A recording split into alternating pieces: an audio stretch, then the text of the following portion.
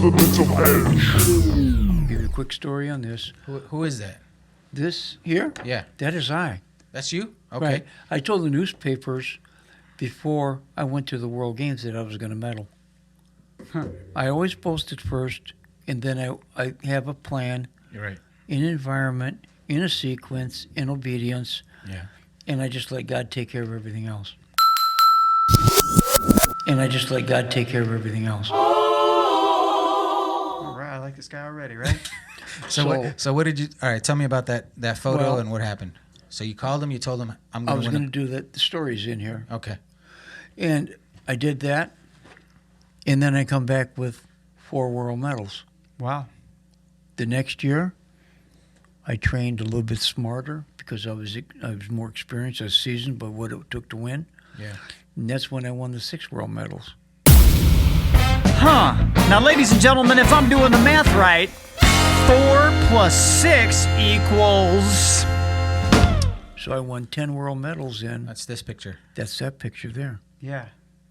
So, Bob, you mind if we start out with an introduction? Sure.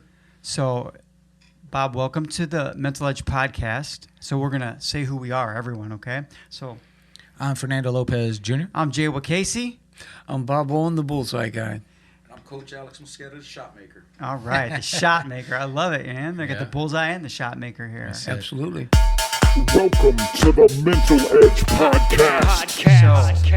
So we wanted to have you on the show, Bob, because Fernando met you and he was captivated by your personality and, of course, all of the things you've accomplished in life. Oh yeah. So we wanted to just get some of that story down on film and down on the podcast because we think it's insanely interesting. Yeah. And we think we love people who've developed systems in life, right? And I think when I was reading some stuff about you, like I went through an article written by Jerry Davich, Yes.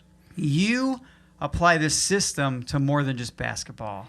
It's life. Salvation, life, a lot of great things, Bob. All right. If you're winning and God put you here with a purpose to win, Yeah. He didn't put anybody here to lose. That's right. He didn't put anybody here to lose. Hit the record button. Yeah. Yeah.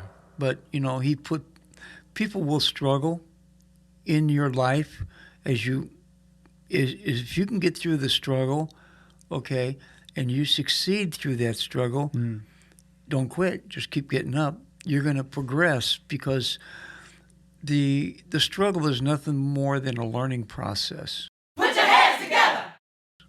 Right. Unfortunately, people don't understand or they don't really experience that they have to lose in order to progress. And it's not really losing. They have to. I call it a struggle. Right. Yeah. So just like the Rocky movie, he was relentless. Right. If he would have stayed down, he wouldn't have been successful. Right. That's right. So you can get the worst end of things, and the other person can win more, how can I say, world acknowledgement. Yeah. But that doesn't make you a loser. That makes you a learner. Can we do that again? But that doesn't make you a loser. That makes you a learner. Yeah, I agree, Bob. I tell my son that all the time. My kids, Right. you don't lose, you learn. Right. Unless you And- quit, which is what you're talking about. If you don't quit, it always counts. Right. And there's Yeah. a lot of people that'll win, but they do quit. Yeah. And the reason they quit is sometimes they're, oh, well, I got mine. I don't really want to go any further. Sure. But life, when you stop learning and succeeding and teaching how that behavior can benefit others, you're dead already. It's just your heart hasn't stopped. Yeah. Yeah, no doubt about it. You're a zombie. Yep. I love it. Yeah. So how I met Bob was through Alex, and they wanted a website created. And when I sat down with them, I realized I was sitting with. There was more than a website to be made here, Yeah. and I started realizing that there was a program, and Bob was the real deal. Yeah, You absolutely. know, the back of the cart. He gave me his logo, which was a photo of him. All right. Yeah. He's like, "That's my logo." I was like, "Okay." And then I turned it around and I realized, I said, "Wow, 51 Olympic world medals." Right. And I started reading through this stuff and some of the people that he worked with, and of course I went home and I Googled looked you up, and I was like, oh man, this guy, and he was dropping gems when we met. Yeah, life gems, right? Yes, life gems. And I realized that this was more than, like you said earlier, this was more than basketball. These can be applied to so many things. And I bet you a lot of the people that Bob trained went on to, obviously a lot of them played basketball, but a lot of them probably went on to be CEOs of companies. Sure. Or, Wow. you know what I mean? And Yeah. because these are applicable to life. Yeah. And I remember, Bob, one of the questions that I asked you, and I said, you know what, I want to get this question. I want some of this down, his origin story. Yeah. Right? It's important to know where Bob came from. Yeah, where Bob came where from. this work ethic, Yes. resiliency developed. We want Right. to know, Bob. That's what Yeah. this whole podcast is always about. And I told Bob, I was like, this is the first episode. This is what we want to capture, right? And this is, we want other people to know this about Bob. Yeah. And then I would love to capture other stories Sure. in the future, right? Yeah. So, but this one is the one that I wanted to start with. Is that okay with you, Bob? How Bob began. Absolutely. Yeah. Sure. Yeah. And it's just like Michael Jordan got cut in his sophomore year, was Yeah. it? Yeah. But what did he do? Yeah. Well, I he mean- didn't quit. Well, no, that put a fire under him. Yeah. And there's so many great athletes that when you're a repeat athlete, Yeah. I'm talking about a repeat athlete, not just a one Yeah. ring, and that's it. Okay? Those Right. guys often rode on other people's coattails. Yeah. You They have get that, their right? one, and Sure. then, Yeah, okay, yeah. I got mine. All right. So at least I achieved something. Yeah. But it doesn't stop there, because God didn't place you to win one time. Right. He placed you there to learn continuously Right. and contribute. Yeah. And, you're known by your fruits, right? Yeah. Okay, so what tree do you know that just had one apple? Right. Wow. Right. Yeah. That was awesome. So, Yeah. the Bible talks about fruits and not about fruit. Yeah. You're right. Maybe. Right. So did something like that happen to you when you were in grade school or It did. younger? I was raised by my mother and my grandmother primarily. Mm-hmm. Are you the only sibling? No, there was three of us. Mm-hmm. And That- you sit where? I'm sorry, Where do you sit on the sibling order? top of the heap. I was firstborn. Mm-hmm. Ah, okay. Okay, it's kind of spoiled because I was firstborn, and then I became a babysitter because you're Yeah. firstborn. You know the sequence, but you still get to be that top seat. I think. At Yeah. least I felt like I was, and the other brothers Yeah. they thought so too. Right. Bobby gets this, Bobby gets that. Yeah. Well, I just whined more than they did, and sometimes when you whine, you get listened to. Yeah. So I'll be whining on this program. Yeah, I get it. They will, And the thing is that it's up to those people that I get to cross paths with Yeah. that are going to make a difference in their life. Right. And hopefully I learn something from them. Right. Criticism will be great. Compliments are not mine. They're God's. Right. But I'll take the criticism, Right. and I can get through the struggle. Okay. Because, the body goes through physical pain. Right. You get scars, they heal over. But a lot of people are not strengthening their struggle because the mental part of it sticks with us all the time as far as, well, he did this to me, he did that to me. There's been a lot of times that I have struggled emotionally, okay? But if you keep putting the proper words in there, Yeah. you get through that struggle because the brain does not know the difference, in my part, between fantasy and reality. I can think of something and it changes the chemicals in my body to make my blood pressure go up, blood pressure go down. No really physical events, it's just the emotional event. Mm.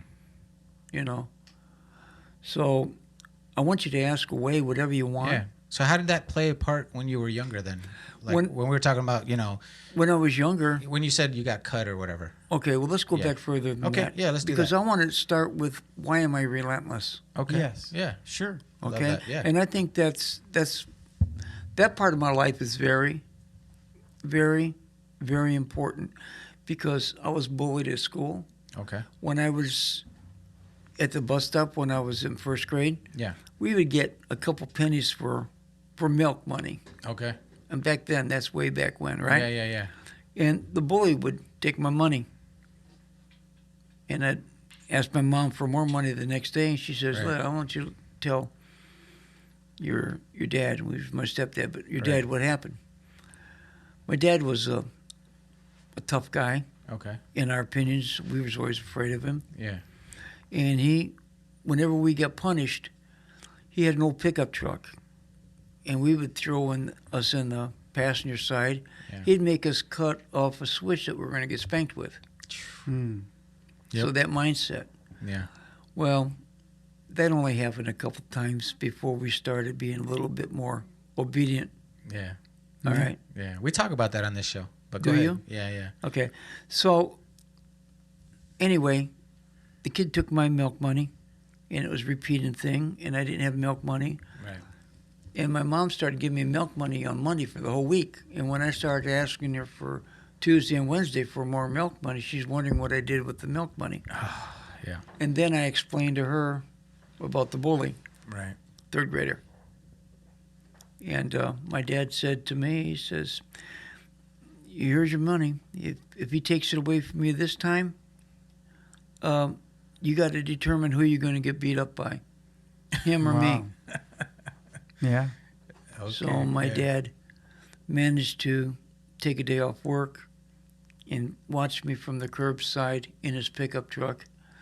And the bully got me in a headlock. And when he's up here, I just chomped down on his thumb and wouldn't let go. And I was crying, kicking, screaming like I was the one getting it. Right. I don't want to put the words in there. Yeah. Out of me. Okay? So from that time on, he left me alone with the lunch money. I never had a problem with that. Yeah. Another time I remember when I was in 7th grade, because I wouldn't fight or I was always that nice guy or Right. try to talk things out, Gotcha. Glendale Drake, which lived across the street from me, Right. I'm going to kick your ass. Yeah. I'm going to kick your ass. And one time I just got tired of it. And I said, let's go. I know I'm going to get my butt beat because he had a reputation. Right. But I got 2 black eyes. Yeah. I gave him 1. Okay, this is on a Friday. Yeah. Monday we're going to school. Yeah. And I wasn't wearing sunglasses to cover up my eyes. Oh, Glendale beat you up. And Glenda was there like that, and I smacked the sunglasses off him. I says, yeah, he got me. I says, but I got him. And I asked him if he wanted to go at it again. Yeah. And we don't fight no more. Yeah. We talk about that out here. So it's, you're just being relentless. Right. So I learned then, if you can just outlast Yeah. people, 90% of them won't outlast you. As a matter of Right. fact, the number is even higher than that. Right. Because you saw the medals and the boasting that I do. Yeah. Yeah. Okay, I'll boast it. Yeah. But that doesn't make me a bragger. Right. God said, let there be light. Was he a bragger? No. No. Was he a boaster? He created it, right? Yeah. Right. Well, I just remember some of the things that were said like that, and I started boasting it and making myself accountable. Webb Ford sponsored my basketball team, Right. and we end up being called the Webb Ford Legends. And he ended up sponsoring our basketball teams, which we went for 30 years. Right. Here I am, 52 years old, Mm-hmm. and I'm beating college guys. Wow. Okay? So, how I got started in this? Yeah. When I was in 6th grade, Yeah. I tried out for sports. Okay? And they didn't really have a team back then like they got the Biddy Bells today. Yeah. But 7th grade, I did. Okay. And I tried out, and I went, and I got cut. Steve Bellage, which was my coach at the time, he cut me from the team and said, Bob, you really should start taking up art. Different sport. Huh? Wow. And Art? Art and music, right. Okay. Okay. You cut out for this game, young Guess man. what? You know how you change your electives when you're in 7th grade? You go to a different... I Yeah. did take art, and Oh, I did did you? take music. Yeah. Okay, and I sucked in music, and I got A's in art. You're artistic with your words too, so that makes sense. Well, that wasn't always then. I was not a good reader. Oh, okay. By the time I finished a paragraph, I forgot what it said because some of the words I didn't comprehend. Sure. Gotcha. So that strengthened me too, because if I'm in a paragraph and I didn't know what obligation was, Yeah. I would circle obligation and draw a line to the border and then look it up in Webster's dictionary. Yeah. And then I would go through all those paragraphs, so when I would study, I would be able to comprehend the whole paragraph. Yeah. Yeah. And it would take me, and then some of the pages or the questions I would have to write over and over and over again. Wow. So I got into the note taking because of my comprehension. I witnessed that when we met. Right. Yeah. And you saw how I read a book. I opened a book, Yeah. and everything is dissected in there with border lines of what it means. Yeah. Right. Yeah. So now you changed your electives. Did you ever get back into basketball, or how did that I happen? never stopped playing the pickup games outside. Okay. Okay. But I did play my first organized game at the age of 22. Okay. So you didn't play all through high school, Bob? No, just lunchtime here and there. From that moment in 7th grade, though, organized from the school or whatever, that almost got robbed from you, but you Right. never stopped. No, I loved the game. I Right. loved playing. I had my Yeah. buddies, Yeah. that weren't as good as me, Yeah. but they weren't as relentless as me. I Sure. learned relentlessness. Right. And, even, in my relationships with my family, that relentlessness has been stumbling blocks Sure. to my family. Yeah, Yeah. I bet, Bob. So, You know. Coach, what about your softball coach that picked you up in 7th grade? Yes, in 7th grade when I got cut, Steve Bellich come down there and he told me I wouldn't play no more. And I was actually crying Yeah. on the bench at Calumet High School. Okay. They had a concrete floor with the drain in the middle because they used that facility also for the football players. They come in there with their cleats and everything. Yeah. Oh, okay. So they could wash the floor off, put their stuff on, and get out. So Max Heil, he was the summer program director at Calumet High School. Okay, and this is like 1959, 1960. Right. He put his hand on my shoulder and he says, "Hey, Bob," he says, "don't worry about this stuff." He says, "I got a summer program. We got a softball team. You come play with us." I go, "Great. I'm good at softball. I'm good at ball." Yeah. My mom, when I was first grade, second Yeah. grade, to keep me busy and energetic, she'd try to run me. So she'd throw the ball up, Yeah. bat it, Yeah. make me go chase it. Yeah. Sure. Trying to wear you out. Right. So I got to a We point. do, right? So I got to the point when she would do that, I would run here, I would run there, and try to make her guess which way I was going. So maybe sometimes I would catch it Yeah. instead of exactly. chasing it every time. Right. And we had fun with that. But it comes to a point, softball at 7th grade, they had 7th, 8th, 9th, and 10th grade kids all playing softball in their summer programs. And I was a young guy. I had no arm. Okay, but I can catch anything in the outfield. Mm-hmm. If it was out there, guys would get out of my way. I'm coming through. Right. Relentless. Right. And then they would get close to me because they had no arm, and I just flip it to them, and they would throw the strikes, won't play it or whatever. Yeah. But being the youngest guy on the team, I always got to play defense in the outfield.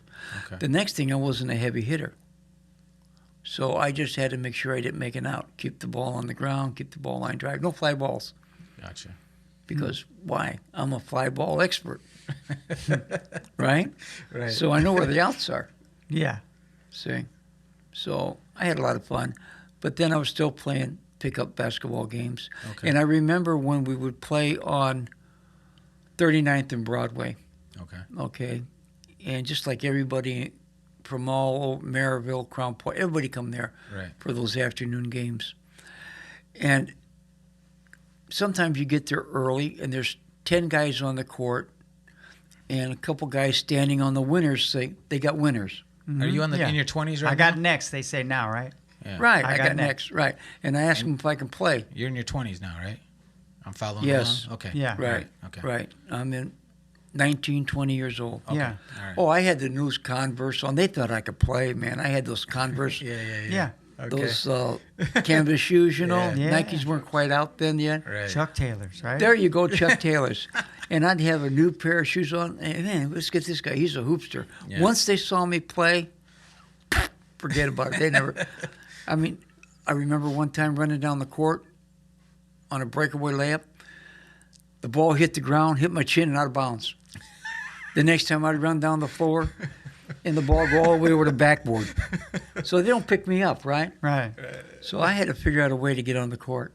If I can't score, whoever I was guarding, this is going to be a wash. If the guy that I'm guarding can't score, Yeah. and I can't score, I'm not hurting my team, right? Yeah, Right. That's true.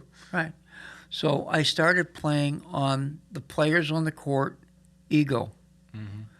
So here we are, Junior. Okay. Yeah. Can I go winners with you?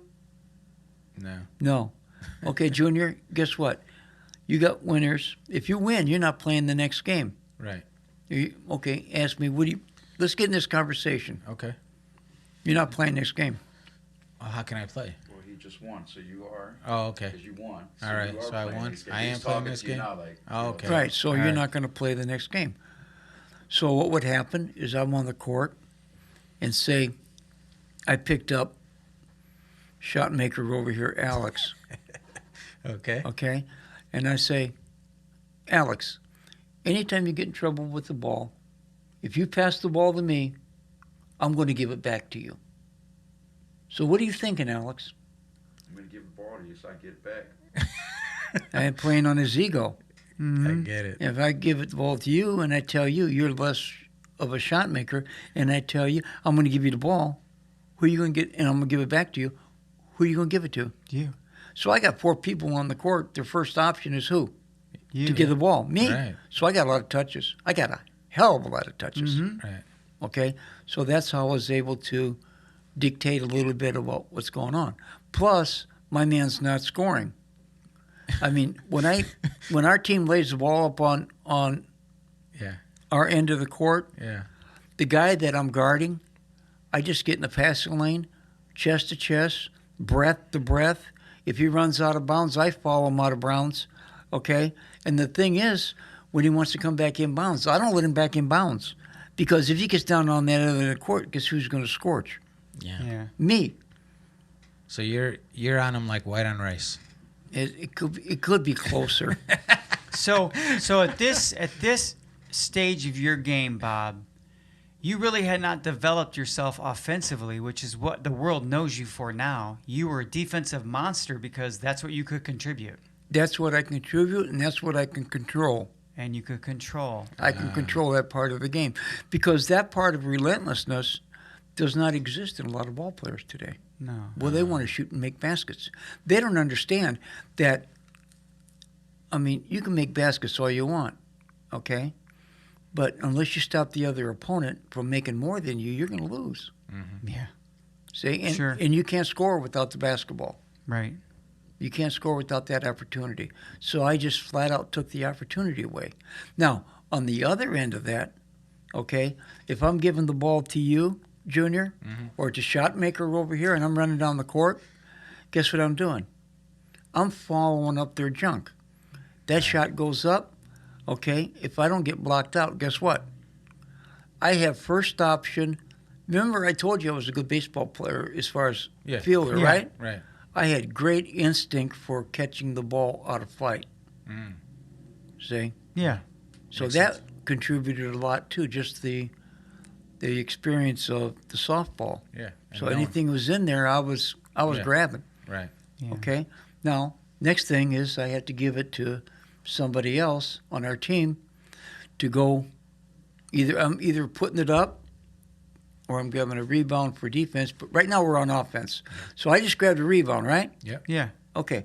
So what I do is I grab a rebound and I learn to make those shots in the paint. Yeah. All my shots were not from outside. We didn't have a three-point line then. Sure. So everything was a grab, snatch, and put back. Right. Okay. Not only that, that's 2 stats. If I grab a rebound, is a stat. If I put it back, it's a stat. So just you shooting and making, I'm getting twice the stats as you are, Yeah. or as shot maker is. Right? Makes sense, yeah.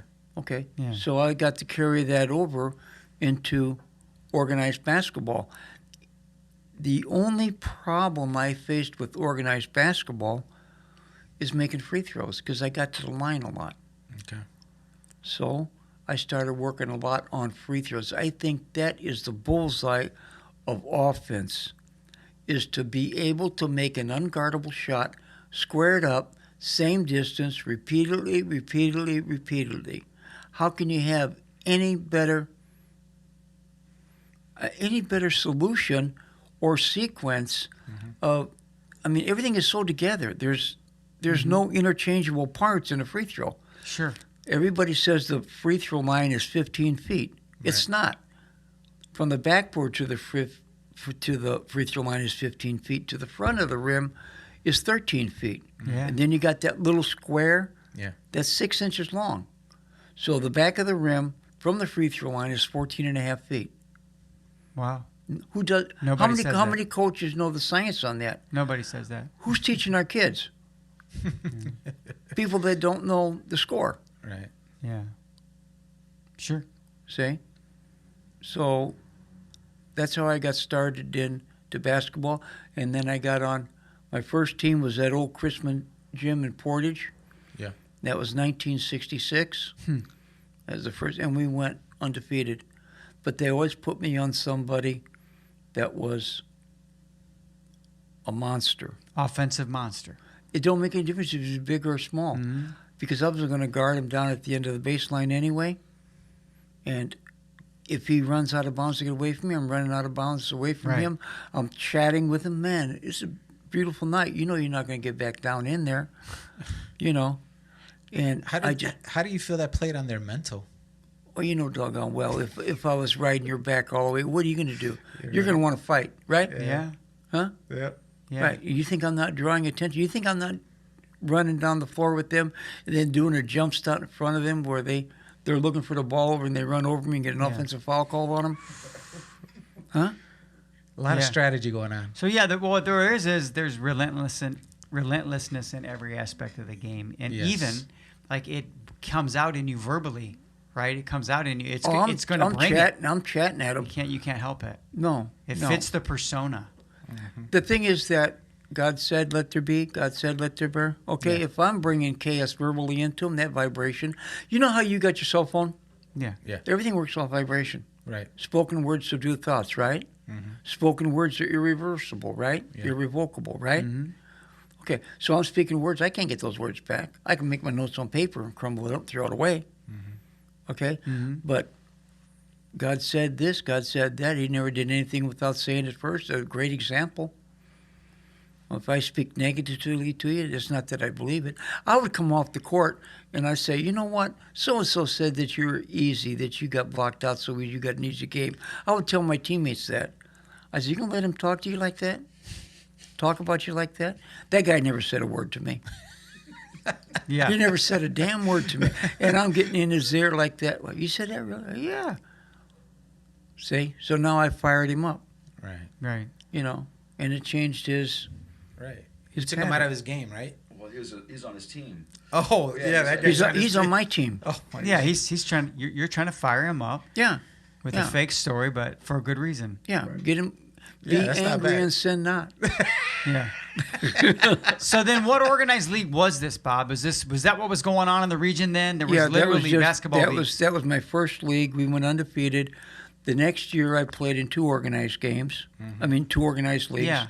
The following year I played in 10 Well, I didn't see that coming. Wow. throughout the season. A lot of them were double time. Yeah. They play one game and get there at halftime for the other game. Yeah, so like guys play softball in many softball leagues now, This 2 was a nights a men's week. league. This was basketball leagues for adult men in the region. Right. That's incredible. Right. And the thing is that anytime I'm on it, I got picked up with one team one time.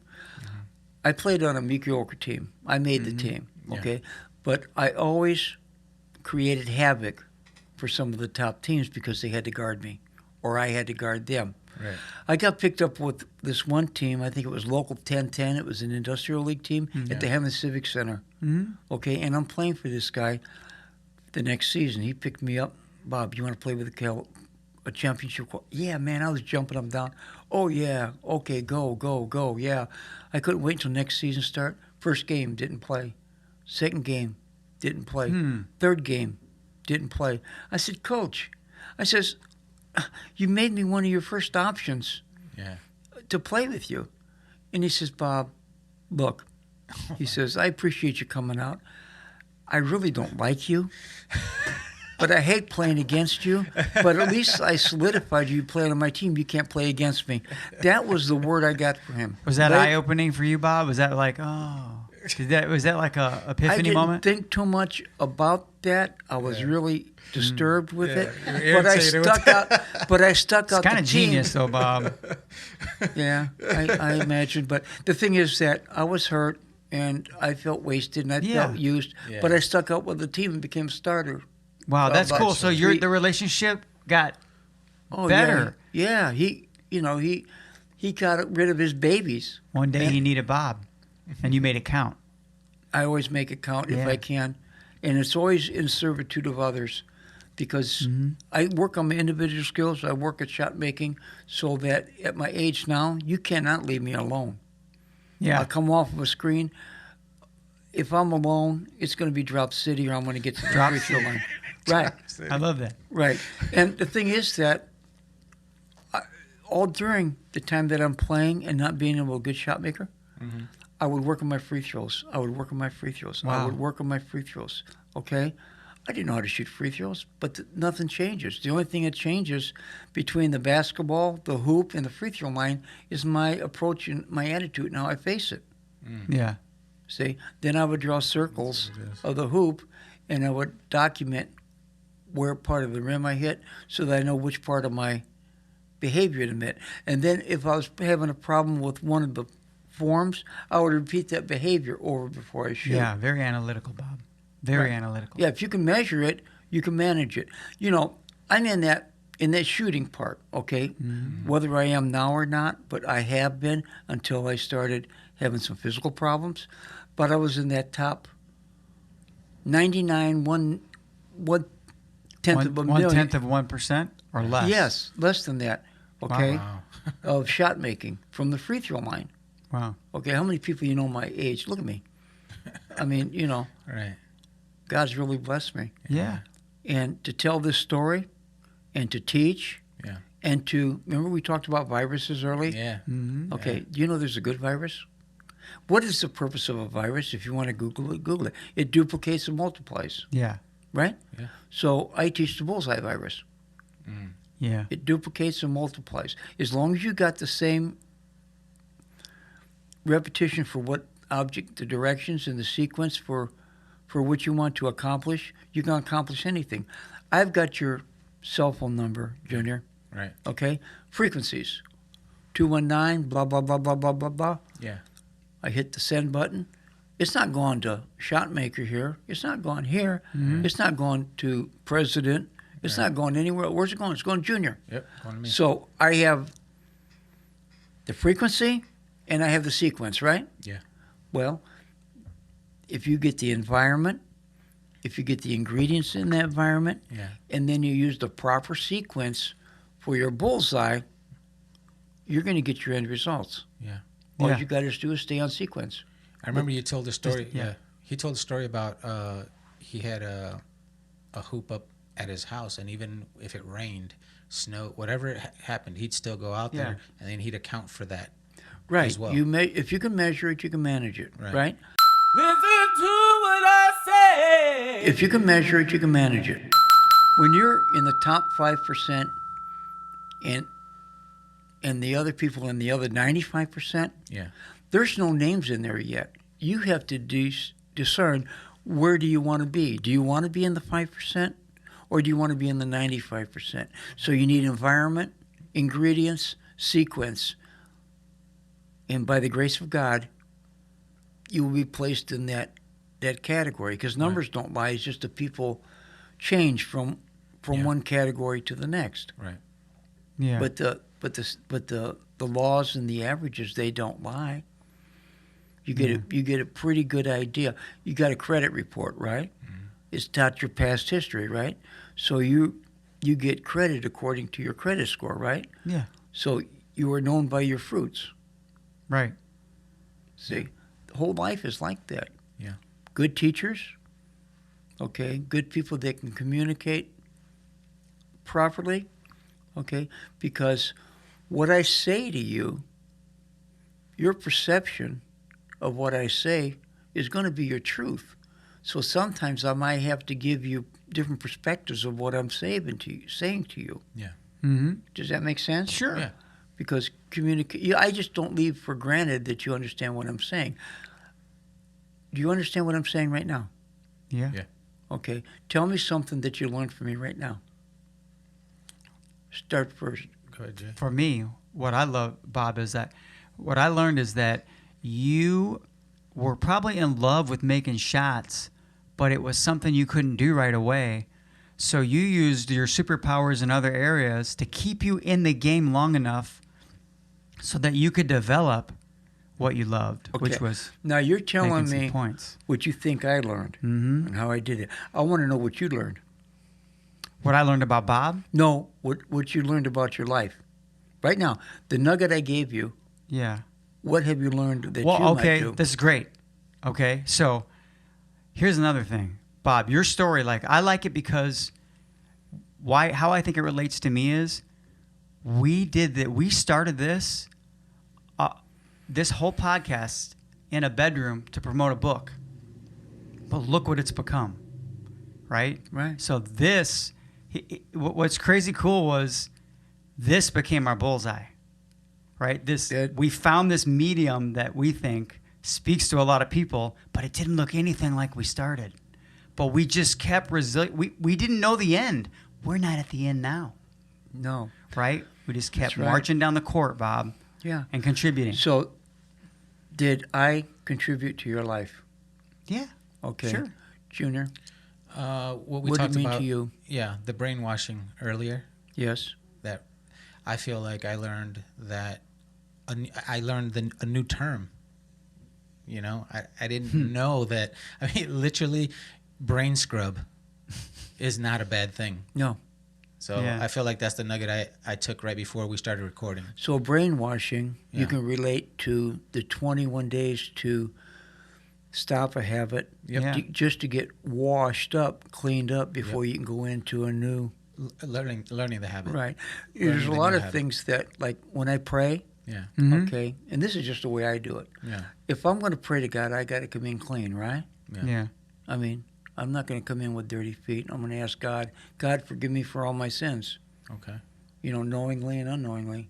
Right. And then I'm going to come in and start my prayer because I want to take my shoes off at His gate. Yeah. Does that make sense? Oh, yeah. Yeah. So this is the one things, if I can drop a nugget there, be specific on what you're going to do, get into an environment that's going to be very much conducive to doing that, Yeah. if I'm using the right words. Yeah. And then surround yourself with all the ingredients that you need for that particular sequence or process. If you're a mechanic, you take all your tools in. Mhm. Okay? You don't use them all at one time. You know what you're going to create. Yeah. You grab your tools out, your ingredients, and you use them for that, and then you follow a sequence, and then you solve what used to be the problem. Right. See, but when you're at that end of your gate where you're good at what you do you not know the solution before the problem? Do you not? Let's dive a little deeper into that for me. Okay, someone's got an air conditioner broke down, Okay. and you're a refrigerator air conditioning man, right? Okay. You take your toolkit in. Do you not know that you can fix the problem? Yeah. Okay. All you need is the proper environment and the sequence and the ingredients, right? Yeah. You might have to internet something, order a tool, but you already know what it takes. Right. So you complete that task. My Bullseye method is giving solution before problem. Do you remember when we Oh, okay, I'm getting where we're going now. Okay. Yeah, it's solution before Yep. problem. See, in my communication, I have to make sure that we communicate together so you understand. I just don't leave it at risk. I ask you what? If you knew, example, like if I'm shooting the ball, you'll ask me, why didn't that go in the basket? Right, and if you don't know why, do you remember the movie Karate Kid? Sure. Yeah, right. Okay, everybody get that in their head, even the people out there listening. What was the boy so discontent with when he... Doing all the chores that emulated important movements. Say that again. He was asked to do a bunch of chores. He didn't understand the value of the movements that he was being taught. Absolutely. Yeah. Do you agree, Junior? Yes, I agree. Shotmaker? Absolutely. I do too. And let me just take it a step forward. Okay. One more. Once he got the proper vocabulary, process, pieces, okay? The different pieces, the ingredients, okay? What he needed next was the environment, Yeah. okay? So the trainer placed him in that environment. And in that environment, all the pieces come together. It completely bypassed the thought process to become a habit, okay? Yeah. That's how this bullseye works. That as easy as if you draw a bullseye and you got 3 circles, the outside circle, the very circle inside, you give it a 1 value. The next circle, you give it a 2 value. The third circle is the greatest value, 3. You get the bullseye. Everybody's excited when they get the bullseye, right? But you have to get through 1, 2 to get to 3. There's no skipping. Right. Once in a while, you'll hit that bullseye the first time. But see, that's somebody riding on somebody's coattails. They think they've got it made. Yeah. But they don't, because they've never put in the failure. You got to put in the failure, the struggle, because it's not failure, it's learning. Yeah. It's only failure when you quit. Yeah. In 1973, I got in a head-on car crash. I was driving for Dixie Dairy. I cracked some vertebrae in my back. I was on back brace for 2 years. Dr. Martino did the surgery on me. And I said, it looks like I'm going to have to play tennis with you now, Doc. Okay? Because it was a lesser sport Right. than basketball, blocking Yeah, out. less get that intense, weight. right? Right. Physical. Physically intense, Yeah. yes. And he says, Bob, I'm keeping you out of a wheelchair, but you're probably in a cane. That's what he mentioned to me. So don't be surprised. So I rode a bike for 2 years with a back brace on, still played some basketball with a back brace on, a lot of crunches, a lot of abs, Yeah. really strengthened my back and abs. Yeah. And I come out of that, and now it's 1974, 75, and gosh, I can't tell you. I win.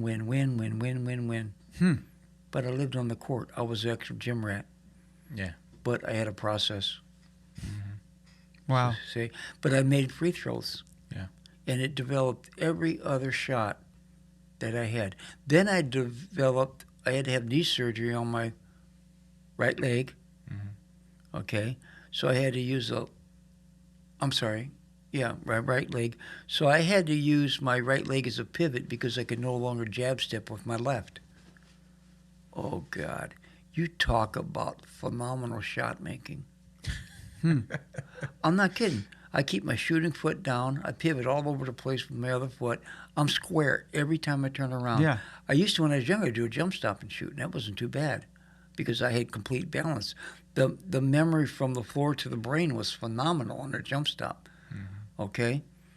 But now when I do that right foot pivot, the connection between the feeling of the floor and the brain, which bypasses your thought process, is only like megaseconds of different focus that you have before the ball leaves your hand as far as what you're seeing. Yeah. And the ball starts going in. Then I got bored. I got so bored with making all those shots, free throws after free throws. Yeah, I went to 1177, missed one, 1,177, 4 hours, missed one. And then I come back to the gym, and I made another couple hundred more, and then I just finally stopped. Yeah, we got to say it again. Okay, so people might have missed that, Bob. So you're saying you made 1,177 free throws in a row, 4 hours. consecutive Right. free throws in 4 hours. Before you missed one. Before I missed one. But there was a lot of near Oh, there's a lot going on. A lot that goes. near yeah. misses, okay? But after each near miss, I corrected that. Yeah. So I would make sure that I addressed So that. then you're highly in tune with yourself mechanically, but the environment's kind of controlled because you're in a gym. This was early in the morning. I did have some kids from school coming in, 7 o'clock or something like that, and there's distractions in the gym. But, what did I say earlier? Spoken words subdue. That's one of the things that, a matter of fact, I don't know if you guys realize this, but Shotmaker, when he was, this was when we were talking the other day. He was about to shoot a shot, and we're sitting in chairs talking or whatever, and he says something before he even mimics that he's going to do a shot, and he did it like 3 times, and he said something all 3 times before he shot the ball. Yeah. The ball. What was it? So we go feet, hands, elbows, bullseye, back it around, flip my wrist hard. And then we do placebos. We do that. Mirror drills. Do it with no ball. I do. You sit in 25. front of a mirror, draw a Yeah. line down the middle of the mirror, and you get yourself square in a chair like I'm sitting now, Yeah. and then you just go up, and you look in the mirror, and you make sure the mechanics up here are right. So Yeah. if this hand goes over this way, Yeah. you correct it right away. You don't wait. But what was it that you said right before that? I heard him say something. Go ahead, Placebo Shotmaker. drills. They're placebos, but it's the verbiage you talk Yeah, about. you said something about, it was like 3 words that you would say before you Yeah, shoot. so it's what it is. It's feet, hands, elbows, Yeah. And then we're at flip my wrist hard, hold my follow through. So you got to flip your wrist hard, Yeah. And then, But you say these things because you're every clearing shot. your mind. Right, every shot, spoken words, subdue thoughts. That's the part I was gonna. Right. That was spoken And then he words, saw it in subdue. action when he was watching you, Yeah. Shotmaker. I'm hearing the teacher say it, and I'm Watching the student. and I'm watching the student do it, Mm-hmm. and it didn't click until I saw it like that, and I was like, "Whoa!" So I was getting a lesson, like he said, You sit spoken on words the- subdue thoughts. Right. That's one of your. I earlier in the episode I said sometimes he has like these slogans or I don't know, you called it something else, and it manifested in front of me, and I was like, "Oh, They're okay. little bullseyes. They're mind joggers. They're stimuli. Yeah, yeah. However you want Yeah. to do it. You see you sitting on the sofa and you're watching a basketball game or a football game or something, and you say to yourself, "Man, I'm gonna go grab me a beer." Have you ever done that? all right, go And ahead. what does the body do? Go Gets grab up your and beer. go grabs the beer. There you go, without any second thought. He did this to me that day. Mm-hmm. He just got me right up out of my chair. He was like, and he started blocking me, right? Mm-hmm. And I'm thinking to myself, hey, what's going on here? But then when we sat back down and he finished his thought, it all came together. So Right. that's another thing he does. Wow. He gets you out of your. Trust me, if there was enough Comfort room here, zone. if there was enough room here, we'd be doing some of the exercises. So those are you have mental cues. yes. They're mental cues, Right. right? They're little bullseyes. Yeah. But then, you know how you see the tip of the iceberg? How much Yeah. volume is underneath? Oh, Would you Google it just out of curiosity? How much volume? Over on the- 90%, right? Yeah, the More bigger than that. part is at the bottom, right? Well, Google it and find out. All right. Go ahead. You guys keep talking. I'm going to Okay. find that. So I could see how somebody could take even just that aspect of the system, and if something was important to him, say my son at the plate, right? And he's like hips, hands, extension. Like he just, you know what I'm saying? Like he finds his 3 things, and it can't get too big. It can't be 30 things, Bob. No, it's one at a time until you correct it. Yeah. Your shot percentage will go up. And if you don't measure it, then you can't manage it because you can't remember everything. That's why I take notes. And with that bullseye, there's 5 steps of shooting. So we just repeat the 5 steps.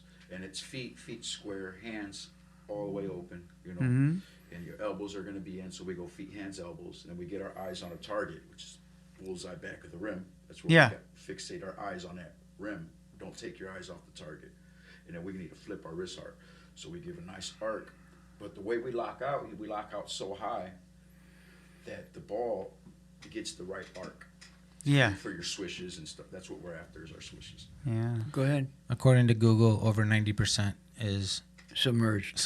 under. Okay, so each one of our bullseyes that we say for the feet, 90% of the knowledge is hidden. Just because we say feet, then there's 90% of the knowledge of why the feet are important. When you go hands, 90% of the information and knowledge is hidden under the bullseye of hands and everything else. So we are only showing the tip of the iceberg on our verbiage. As you progress through our program, you pick up the other 90% for each bullseye. This is what progresses you, understanding why. Karate Kid, wax on, wax off, 10%. Yeah. After he goes through his 10%, then you start adding the other process of knowledge through experience. Yeah, that's important, right? Yeah. Right. Well, Albert Einstein said, from information to knowledge, to close the gap, you have to have experience. Yeah. From information to knowledge, to close the gap, you have to have experience. Yeah. 90%. It's so good that you say that because there's somebody else I've been watching. I can't even remember her name right now, but the power of action, you know, the power of doing things. Right. Like you can make great plans. You can talk a big game, but nothing will ever get done until you take steps, until you apply. Right. You have to show up. Bullseye is showing up. Yeah. Bullseye is environment. Bullseye is ingredients. Bullseye is, first of all, what do you want to create? That's got to be the best bullseye. Have you ever seen a Jiffy cake box mix? Remember that you make what's on 3 days a week. Yeah. What do you see on the front? You see the muffin or the cornbread. Right. That's your bullseye. If you look at the back of the box, what's it got in it? It's got ingredients. Yeah. Right. It's got environment. Right? Well, what yeah, are you what going it to needs, stick it right? in? Right? Yeah. Right, yeah. Okay, and then what else it got? It's got sequence. It's got sequence. So if you have the environment, you have the ingredients, and you have the sequence, what do you get? Cornbread. The picture on the box. Yeah. We eating. Okay, but if someone comes in and stomps on the kitchen floor and flops it, you still get the cornbread, but of a lesser looking value, right? Yes. Yeah. Okay, so you can't look that everything's going to come out 100% because whatever comes out of that product, it's got to be by grace of God. Yeah, sure. See, sometimes you can holler at, Dad, don't stomp your shoes off at the door. I got something in the oven. So you control the environment. Yeah. See? Yeah. We're coming close to the end, and I do want to just, because this is more the origin, I want to just run back to recap on something.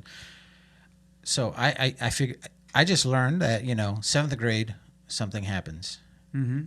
It doesn't really manifest in your life until 22.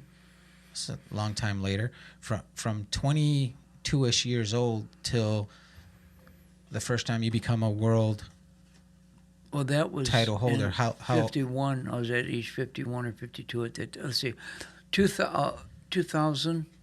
I won my first world medal. How old were you then? 55. This is for the people listening. Jay. Yeah, I know. I say it. Right? I'm talking, 7th grade. Yeah, you're 13. And now you're, And people were like, when my stuff isn't done in the microwave in 2 minutes, I'm kind of like, what the heck's going on? Yeah. So there's also this resiliency. There's also mental fortitude. There's so many things that we talk about in this program, that you need to, But you were successful even before that, right?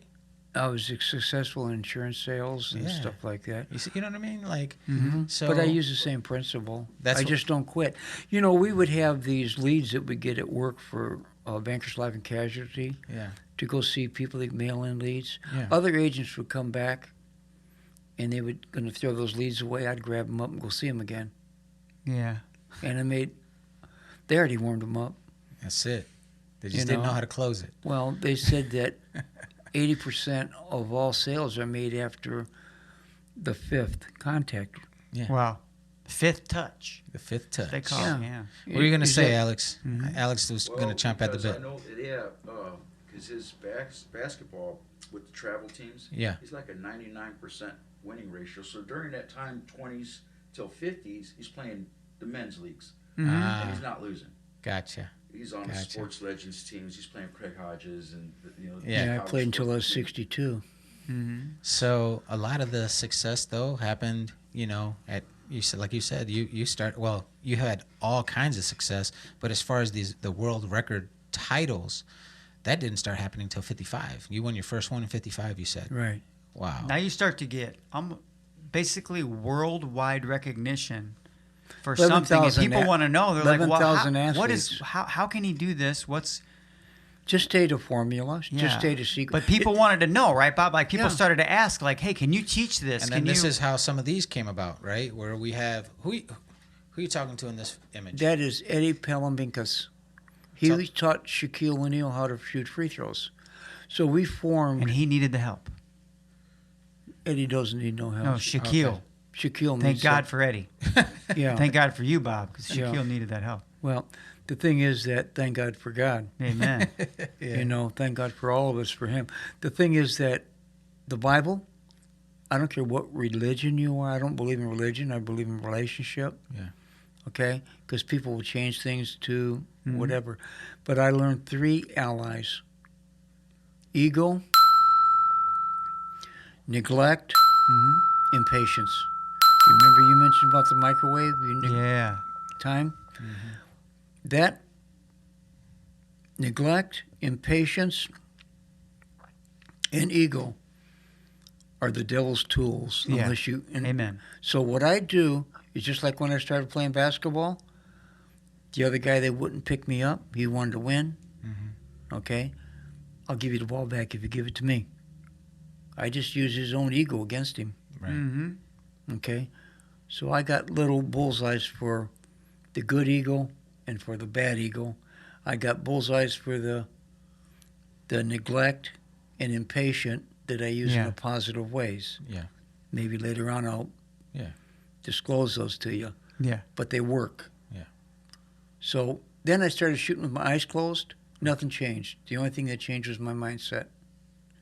So the brain does not know the difference between reality and fairy tales. So as long as it doesn't know that, I'm a poor free throw shooter, right? Yeah. That's reality. Right. Okay? Then all I did, as long as my brain doesn't know the difference, I boasted that I'm going to win world medals. Yeah. The brain doesn't know. So what I did is I started applying the environment, Yeah. sequence, and obedience Right. to achieve that goal. You're not straying too far away from what originally got you there. Matter of fact, you're doing the exact same thing. Yeah, and then I learned to make free throws. You know why? Yeah. Who's going to guard me? Right. Yeah. Who's going to guard me at the free throw line? Nobody. Nobody. Nobody. Wow. Yeah. But, too many coaches. I'm sorry. I should be coaching coaches. And not to take anything away from them because they've got some great life experiences of their own. Yeah. But maybe just be able to sequence it a little bit better for them Oh yeah. in an environment. You have a lot to offer, Bob, but I don't want to step on any more progress because I think this is a good ending for this segment. Yeah, I think that. Right. Yeah, I love the idea that we went through the origin and how you got to this point. And for the listeners, I want you to know that like Bob and Alex are coming up with a program, and they shared that with me, and I feel like this is something that we can help in. Yeah, we can create, and that's where the other nuggets are going to come in. Yeah. You know? That's incredible. So, Yeah. So, Bob, you might have closed your eyes, but you opened a lot today. Yes. Okay? Good. You're Good. welcome. That's a good bullseye. We Yeah. do that all the time. Yeah. Yeah, it's a That's good what we do. bullseye. So, hey, my name is Jay Casey. I'm Fernando Lopez, Bullseye guy, Bob Owen. Alex Mosqueda, the shot maker. All right. and this has been the Mental Edge podcast. Bob, this is where you say, we out. We out. We out. We Sincerely out. hope you We out. enjoyed this episode of the Mental Edge podcast. Please remember to like, subscribe, follow, and share. Until next week, we out.